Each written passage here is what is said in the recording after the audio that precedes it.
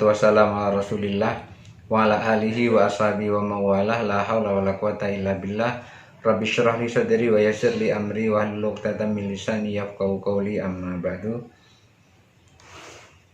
Kita lanjutkan pengajian beberapa waktu yang lalu, masih tentang babu sifatil husli, bab sifat mandi atau cara-cara mandi, bagaimana caranya mandi. Sekarang menginjak ke fasal yang pertama, halaman 65. Bismillahirrahmanirrahim. Faslun, fasal. Wa yajuzu ayyatawaddo ar-rajulu wal mar'atu min ina'in wahidin. Wa yajuzu, dan boleh, ayyatawaddo'a, untuk berwudu. Siapa yang berwudu? Ar-rajulu, orang laki-laki, wal mar'atu, orang perempuan, min ina'in wahidin, dari satu wadah. Jadi laki-laki dan perempuan itu boleh mandi dalam satu wadah, satu bejana. Misalnya ada satu baskom besar, itu satu baskom, kemudian laki-laki mandi di situ, artinya suaminya mandi di situ, setelah itu baru istrinya mandi di situ, atau sebaliknya, istrinya mandi di situ, setelah istrinya mandi di situ baru suaminya mandi di situ. Ya tentu saja harus masih ada airnya. Jangan mandi tidak ada airnya. Bagaimana cara mandi kalau tidak ada airnya? Jadi boleh berwudu, baik laki-laki boleh mandi baik laki-laki maupun perempuan itu dalam satu bejana atau satu wadah. 5 ruya Ibnu Umar radhiyallahu an, berdasarkan riwayat dari Ibnu Umar radhiyallahu an, qala, ia berkata, kana ar-rajulu wan nisa'u yatawaddauna, kana ar-rijalu wan nisa'u yatawaddauna fi zamani Rasulillah sallallahu alaihi wasallam min ina'in wahidin. Jadi Umar bin Khattab itu menjelaskan, karena Umar bin Khattab yang hidup bersama Rasulullah, artinya hidup pada zaman Rasulullah. Kemudian Umar bin Khattab menceritakan apa yang diceritakan oleh Umar bin Khattab, kana rijalu wan nisa'u yatawaddauna fi zamani Rasulillah sallallahu alaihi wasallam fi ina'in wahidin. Orang laki-laki banyak sekali dan juga orang perempuan banyak sekali, artinya para suami-suami dan para istri-istri itu pada zaman Rasulullah itu mandi dalam satu bejana. Jadi banyak sekali orang laki-laki dan orang perempuan dalam satu bejana dia mandi di zaman Rasulullah Shallallahu Alaihi Wasallam. Wa yajuzu ayyatawaddo'a ahaduhuma bifadli wudu'il akhar.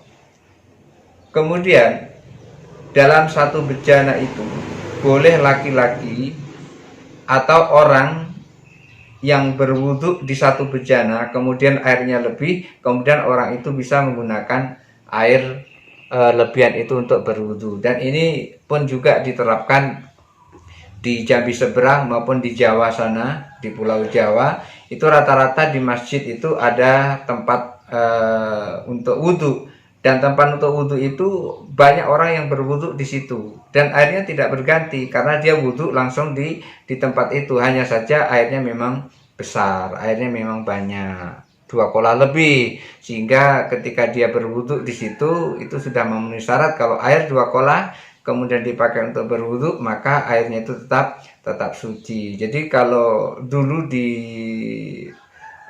tahun-tahun 80-an, 90-an itu setiap masjid itu mempunyai kolam atau mempunyai kolah, dan kolah itu lebih dari dua kolah. Jadi seperti bak mandi itu kurang lebih lebarnya 1,5 meter, panjangnya sekitar 2 atau 3 meter, dalamnya sekitar 2 meter atau 1,5 meter, dan airnya penuh, jadi mereka bisa mandi. Nah, di sini pada zaman Rasulullah banyak sekali orang yang mandi dalam satu bejana, dan juga boleh berwudu bergantian dalam satu bejana itu bergantian.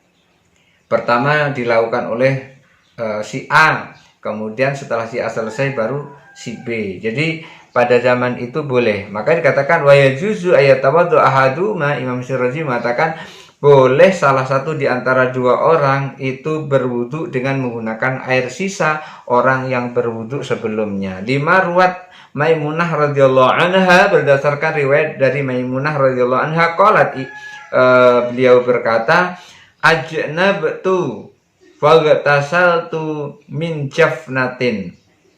Ajnabtu, aku junub pada saat itu, kata Maimunah.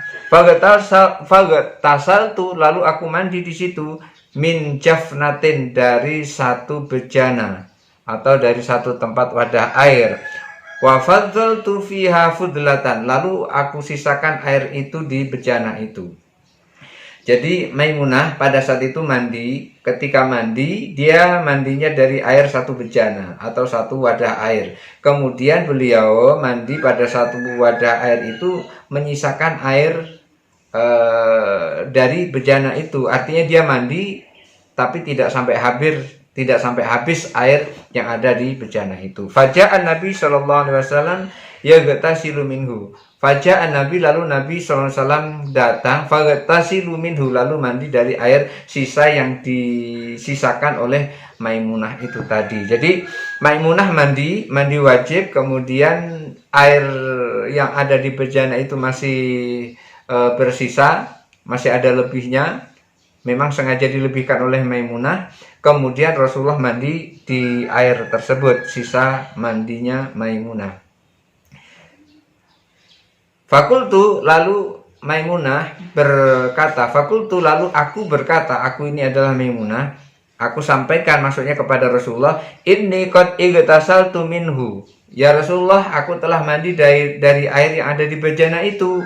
Yang engkau akan mandi di situ, aku mandi di situ ya Rasulullah. Faqala, lalu Rasulullah bersabda, al-ma'u laisa alaihi janabatun. Air itu tidak ada yang junub. Air itu tidak ada yang jinabat. Airnya tidak ada air bekas jinabat, tidak ada. Yang ada adalah air itu suci. Jadi Rasulullah mengatakan begitu. Rasulullah menyampaikan seperti itu setelah disampaikan oleh Maimunah, ya Rasulullah, aku telah mandi di bejana itu. Lalu Rasulullah menyampaikan, al-ma'u laisa alaihi janabatun. Air itu tidak ada di atasnya janabah. Artinya air itu tidak ada yang mengandung janabah. Air itu tidak ada air bekas jinabat. Air itu tidak ada air bekas wudhu. Artinya ketika Maimunah mandi janabat di situ, kemudian sisanya ada air di situ dipakai, maka Rasulullah mandi dengan air itu. Walaupun dikatakan oleh Maimunah itu adalah bekas mandinya Maimunah, Rasulullah sampaikan air itu tidak ada yang jinabat. Lalu kemudian Rasulullah mandi di situ. Wa ghatasala minhu, lalu Rasulullah mandi di situ. Jadi ketika air itu cukup sedikit, kemudian ketika mandi dialirkan begitu, tidak nyemplung di air bejana itu, tapi cukup digayung di situ, maka air itu boleh dipakai untuk berwudu, air itu boleh dipakai untuk mandi air sisanya.